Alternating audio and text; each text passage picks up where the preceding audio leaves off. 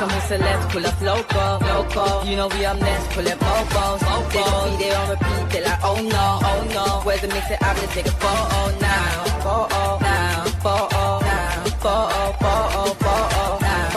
For now, I'm loco. For now, preserve the beat, I'm more loud. I said I'm more loud, I'm more loud. Yes, my peoples, big up yourself, big up the whole Metric community. Smash the likes on your way in. You know, we're here with this 10-minute update with all the Man United news for the day. This is about my third time on today. It's crazy. I don't think I've been on 3 times in a day in ages. But I'm always here for you lot, man. You know how we do this already. You get me?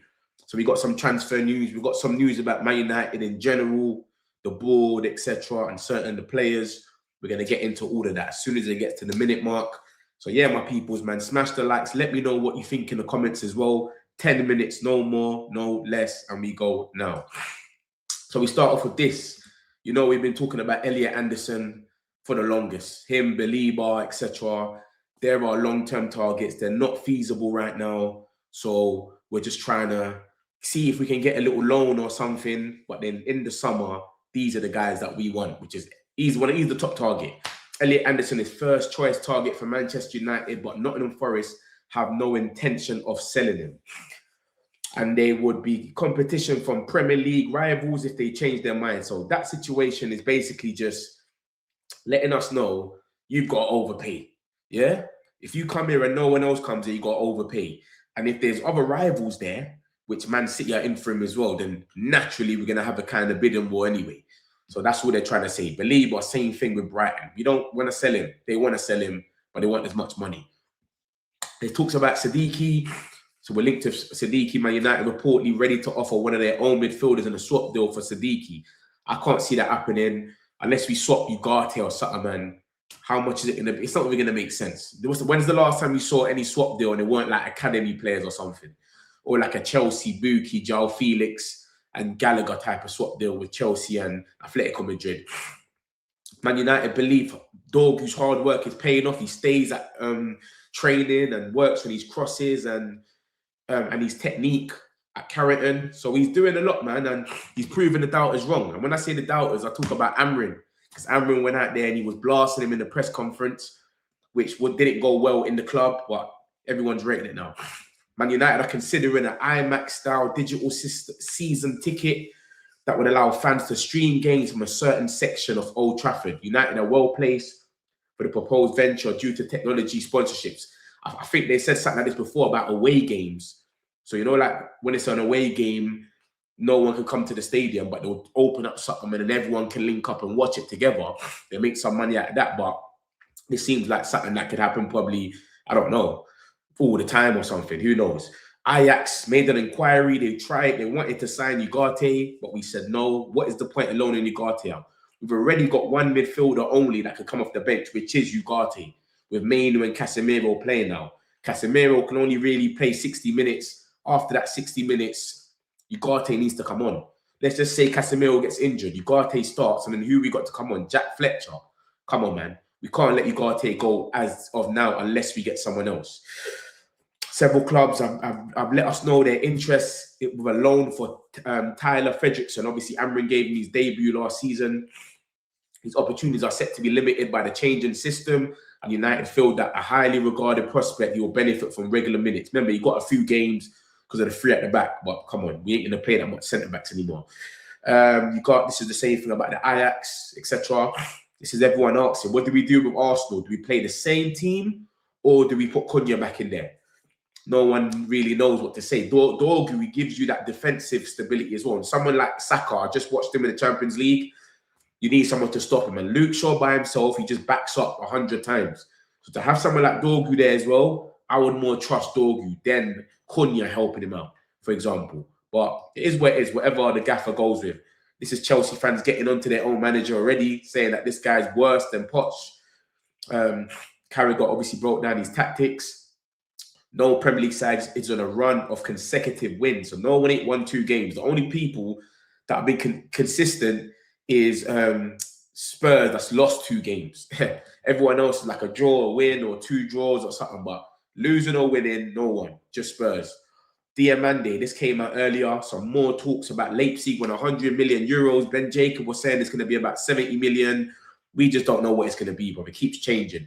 Man United and Tottenham are both interested. And then, of course, this came out earlier. They're saying, listen, there might not be some business unless, just look at the last line. If a long-term target becomes available or a rival makes a play for them, then United will need to act. So the same thing that happened with Semenyo. We didn't want to act then. We wanted to wait for the summer, so it's perfect. We could do it in our own time. But then the rivals acted because of the release clause. We had to get involved and act. So hopefully Diamande, Tottenham don't really go for him because Tell's trying to leave. He ain't been entered into the Champions League team. And Brennan Johnson's left. So apparently they wanted him. As you can see here, Tell still wants to leave. He wants to get out of there now. So we'll see. And then Fabrizio came out and said, Leipzig don't really want to sell him in January, but in the summer it'll be a crazy battle between Man United, Tottenham, and PSG. Forget about Tottenham. It's probably us and PSG. And then Man United are considering signing a midfielder on loan to bolster their hopes of Champions League qualification. We've had all these talks about this secret midfielder. No one knew. It's finally been revealed as Ruben Loftus-Cheek. He's been getting 10, 15, 6 minutes, idiot minutes over there. So he wants to leave. I wouldn't mind having him on the bench. I'd rather have him than have nobody. Do you know what I'm saying? It's not a thing where we're signing him. He's here for 4 months. Prove yourself. You prove yourself, no problem. And yeah, I don't mind it. It's the same thing with Calvert-Lewin. When we were seeing that we're linked with Calvert-Lewin, was like, no way. But look at him now.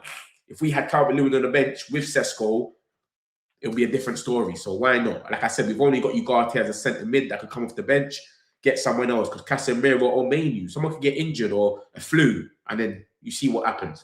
You can tell I got a flu as well. But yeah, man, Colby and Bruno Fernandes both nominated for Player of the Week. So big up them. That's Manu's first start, you know, by the way, in the Premier League. De Zerbi just shut everything down professionally, as everyone does. As for the future, I've got a serious game tomorrow against Liverpool, blah, blah, blah. Mazraoui should be back by Friday, but we don't know if we're going to play him because we've granted him a bit of time off. He needs to get back. Who knows? Carrick would have took the Tottenham job if he wasn't already interim for us because he paid 75 games for them, so they probably would have said, yo, come in, do us a little favour. They've had a few interims, though. I never called for him, but maybe this is the only time he's actually free. We're linked with this young boy, Rafael Bellino. Us and Arsenal are both tracking him. We'll see what happens, if anything comes from it.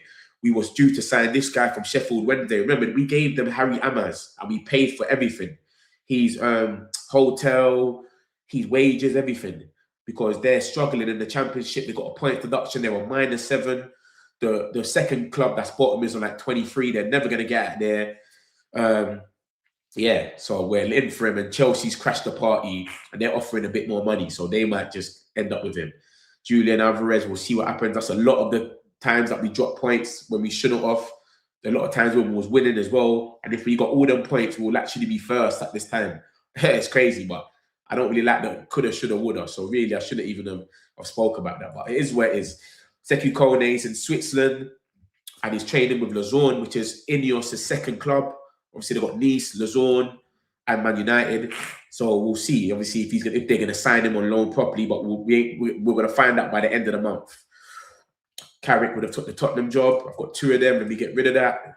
And then, boom, we've got this now. This is the bomber. Despite Manu's change of heart, United are still deliberating over whether to sign a new midfielder in January transfer window. They're expected to hold a meeting, special meeting, at Carrick this week, when Carrick will join the director of football, Jason Wilcox, Ravel, and other key figures to discuss the possibilities. United have been looking at midfielders since the summer and may also sign a left winger. We saw the Semenyo thing, Yan Diamande. You see what's going on. They are reluctant to pay a fee and would prefer a loan move until the end of the season. It's understood they are unlikely to move for Ruben Neves or Ruben Loftus-Cheek. So that little Loftus-Cheek, Ben Jacobs bomber seems like a myth. Yeah, and then Howard Webb still saying, yo, no, it wouldn't have been a red card. It's the way it's done. It was a bit too slow. The slow motions, it looks a bit mad, but the yellow card was fine, basically, because he didn't go in with force. So this is all the Dallo stuff that people keep saying. And then big up the boy Sully, he's come out and he just broke it down. Leisha proceeded. There was a fine line between criticism and disrespect. They both disrespect and mocked Martinez. They said that Haaland will pick him up and run with him and throw him in the net. He won the game, done these little gestures. Leacher proceeded to have an incredible performance and pocketed hard and helped us win. Leacher's response was to say it to my face instead of hiding behind the podcast. Instead of apologizing and admitting they were wrong, they attacked him again and again and again. And now they're saying that he's emotional and needs to grow up. You're just moving the goalposts. But it is where it is, my peoples, man. That's all the Man United news. We've got to the top. Smashed it out in 10 minutes. Smash the likes. Let me know what you think in the comments. Appreciate every single one of you lot. Got some celebs pull up local. You know we up next, pull up mofos. They don't be there on repeat, they're like, oh no. Where's the mix it up, let's take a photo now.